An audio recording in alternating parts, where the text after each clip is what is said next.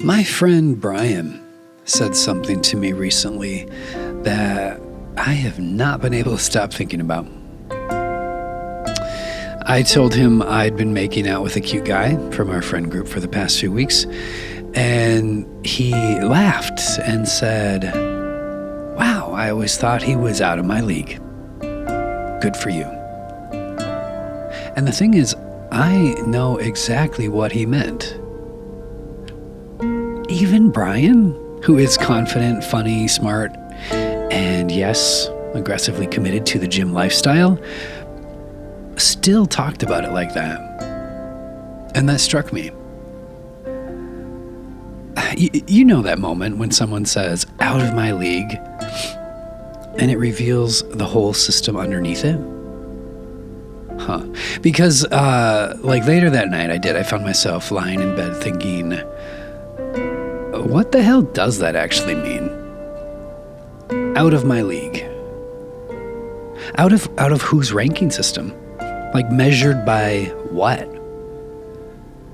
I'm sure you've probably felt this, if you're in the dating app still, or in bars, and even just walking into a room, like if you're already coupled up or whatever, you can feel this when you're. It reminds me very much of definitely junior high, high school, grade school, but even now, even in my work life, like walking into a room, you can feel this, and you can, yeah. And who decided that there was a system in the first place? And why do so many of us walk around acting like attraction, like it's some kind of competitive blood sport? Like we're all trapped in some giant social arena, constantly ranking each other. Who's hot? Who's desirable? Who's winning? Who's aging well? Who let themselves go? Who gets publicly chosen? And who gets quietly overlooked? Welcome to the hierarchy games. May the odds be ever in your favor. And may your moisturizer cost at least $90. I'm Paul Cram, actor, storyteller, and a man trying to step out of the arena. So let me tell you a little story. Over the past year or so, there has been a man in my life. We've known each other socially for a long time. Funny guy, charming, younger than me, very attractive. The kind of man where gay men tend to unconsciously assign social value before he even opens his mouth.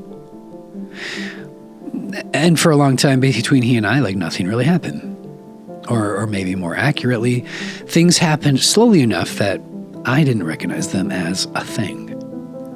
A lingering hug goodbye. A touch that, stayed just a second longer than expected. A little more honesty in conversation. A little more openness. Even a kiss on the lips. Once that it just barely registered.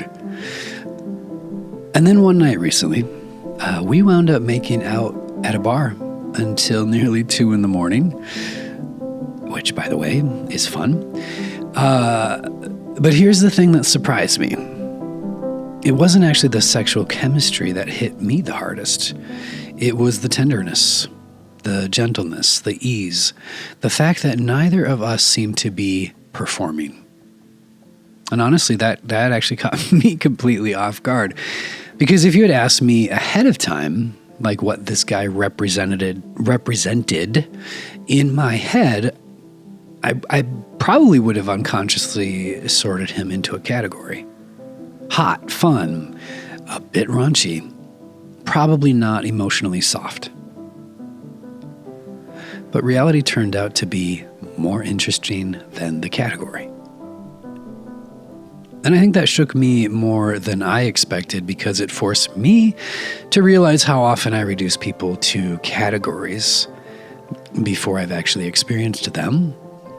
And honestly, I don't think this only exists in dating. I think hierarchy gets baked into us everywhere.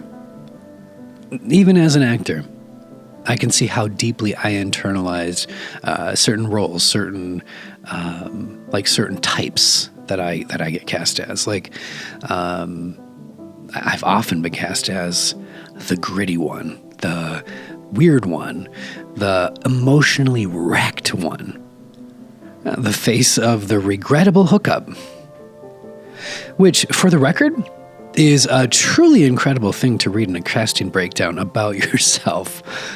Very humbling. Very, thank you so much for this opportunity. And actually, listen, you know what? Part of me genuinely loves that work. I love texture. I love flawed humanity. I love complicated people. But another part of me quietly absorbed the message underneath it. You are not the desirable one. You are not the romantic lead. You are the contrast that helps somebody else shine. And I don't think I fully realized how much of that I had carried into my actual life. And I know that doesn't just come from the work that I've done. I know that some of that comes from other spaces as well. And lately my lived experience keeps contradicting this hierarchy that I've inherited. I will say some of the hottest sex I've ever had has been with men people would call average. And some of the hottest sex I've ever had has been with men people would call a 10. Some of the deepest emotional connections I've had came from people I wasn't initially wildly physically drawn to, and some breathtakingly beautiful people couldn't sustain intimacy beyond surface level chemistry. Reality is messy. People are textured. Attraction is contextual. And honestly, I think the hierarchy hurts everyone. The people who feel below others become ashamed even before intimacy starts.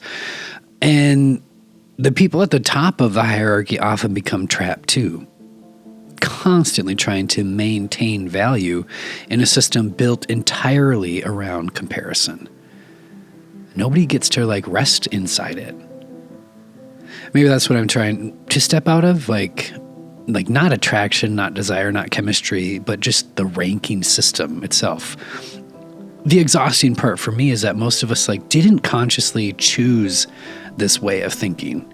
We inherited it. We absorbed it from culture, social media, dating apps, friend groups, advertising, even the way we casually talk about each other.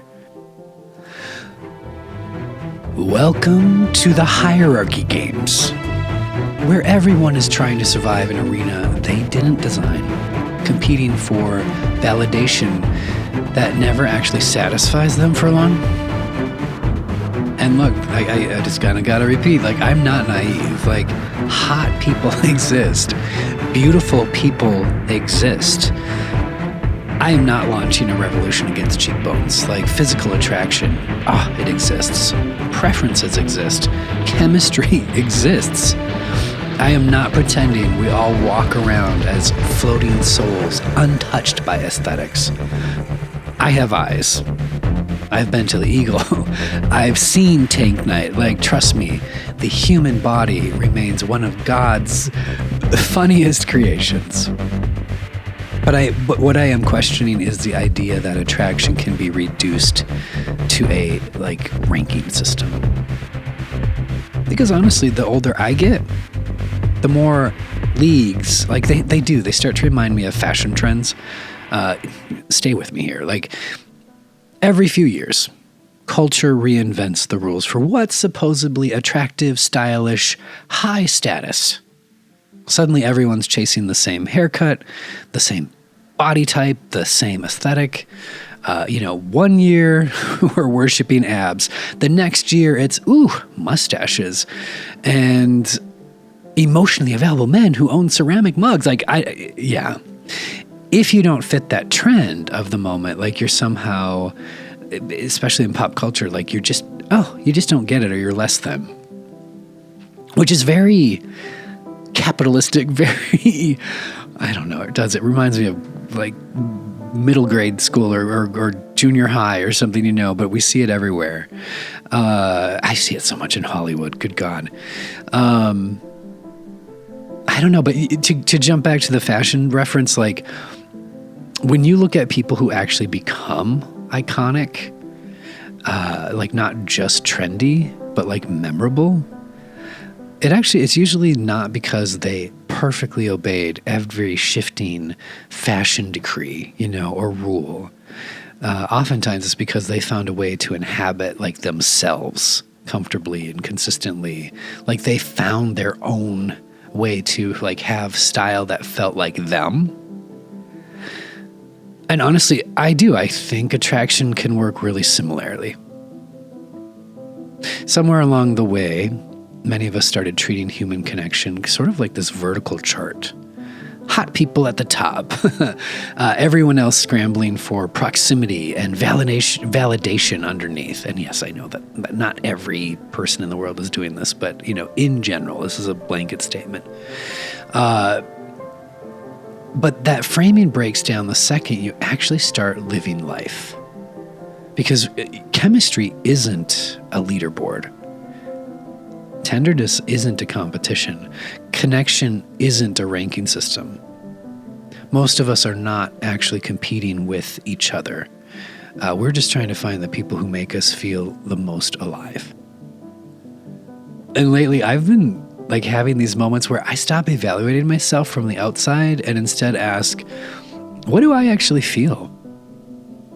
And the answers are often really, really simple for me. Like, I like tenderness. Like, I like people who make me feel more grounded in my body. Like, I love laughing with someone and then suddenly realizing like, oh, we've drifted close enough now to touch each other. Like, And I like little moments of affection that aren't performative. I like chemistry that unfolds slowly enough for me to recognize like myself inside of it. And I'm learning that my own experience matters more than the imaginary scoreboard that I have like in my head. And this is not because I'm above insecurity. This is not because I've transcended vanity. This is not because I'm suddenly, wow, and so enlightened. Some of it's probably because I'm a little tired.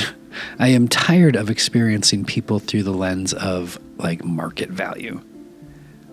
I'm really trying to experience, and I want to experience people as people. And maybe more importantly, like I want to experience myself that way too.